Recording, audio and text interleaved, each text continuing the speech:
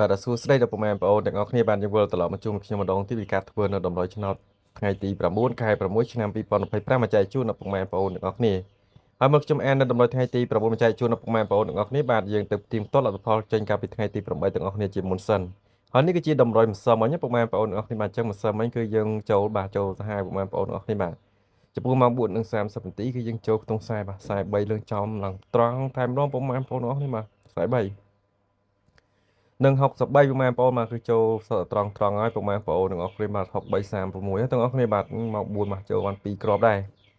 រីឯពេលយប់វិញគឺយើងចូលលេខធំ13លេខធំបាទគឺយើងចូលបឿកតែម្ដងពុកម៉ែបងប្អូននៅលេងតម្រុយកាប់យឹមសមិញបាទវេលាម៉ោង9:30នាទីបាទក៏ប៉ោះអង្ក្រមវេសដេទាំងគ្នាបាទ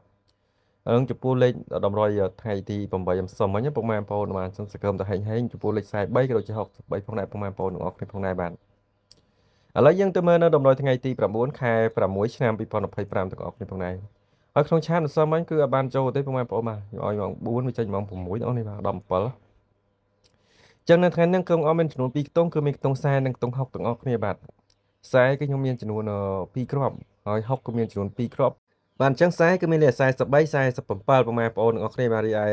44ពុកម៉ែបងប្អូនទាំងអស់គ្នាបាទលេខ60គឺមានតែមួយគ្រាប់ទៀតគឺ64ពុកម៉ែបងប្អូនទាំងអស់គ្នា